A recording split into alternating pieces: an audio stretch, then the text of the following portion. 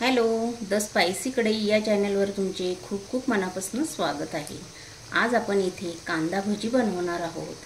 बाहेर छान मस्त पाऊस चालू आहे, असे आपण कुरकुरीत इथे असे कांदा भजी बनवणार आहोत। असा मस्त बारीक कांदा मी चिरून घेतलेला आहे। तुम्ही बघू शकता किती बारीक कांदा चिरून घेतलेला आहे। असाच कांदा घ्यायचा भज्यांना, त्यामुळे आपली भजी अतिशय कुरकुरीत होतात। एक चमचा इथे मीठ टाकून घेणार आहोत। इथे एक चमचा भरून मिरची पावडर टाकून घेतलेली, अर्धा चमचा हळद, इथे एक हिरवी मिरची अशी कट करून मी टाकून घेतलेली आहे। चिमूटभर इथे हिंग टाकून घेतलेला आहे। बारीक कोथिंबीर चिरून इथे थोडीशी टाकून घेतलेली आहे। आता आपण हे छान मिक्स करून घेऊया। आपला इथे कांदा छान, मिरची, कोथिंबीर हे छान याला मिक्स झालेले आहे।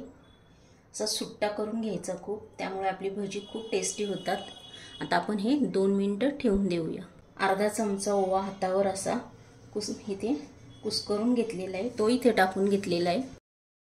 आपले 2 मिनिटं कांद्याला आपण मिरची मीठ लावून ठेवलं होतं, छान मुरलेलं आहे। याच्यात आपण एकही पाण्याचा थेंब टाकणार नाही, ओवा टाकून घेतलेला आहे।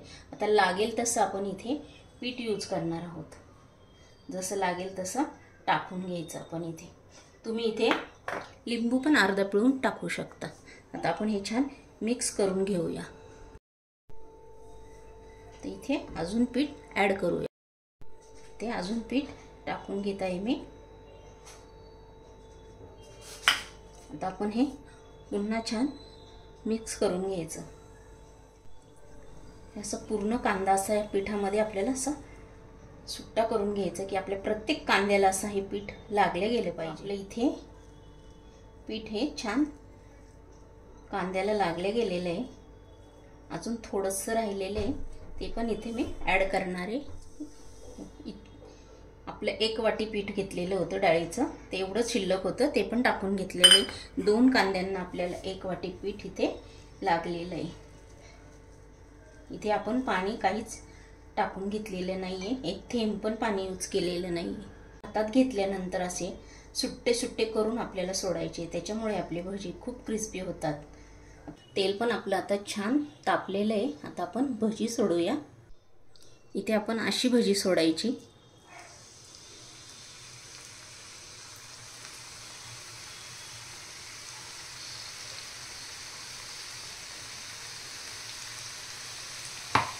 सर्व भजीच अशी सोडून घ्यायची आपण।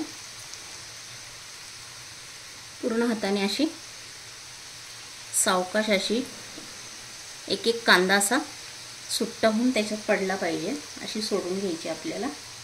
त्यामुळे आपल्या भजी खूप क्रिस्पी होतात।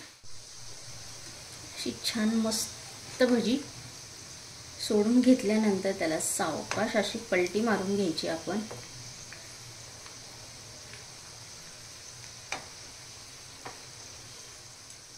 तुम्ही बघू शकता आपली दोन्ही साईडनी भजी अशी छान मस्त खरपूस तळल्या गेलेली आहे।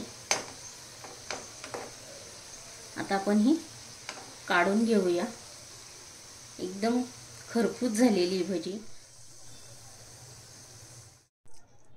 आता आपण दुसराही घाना तसाच सेम सोडून घेऊया।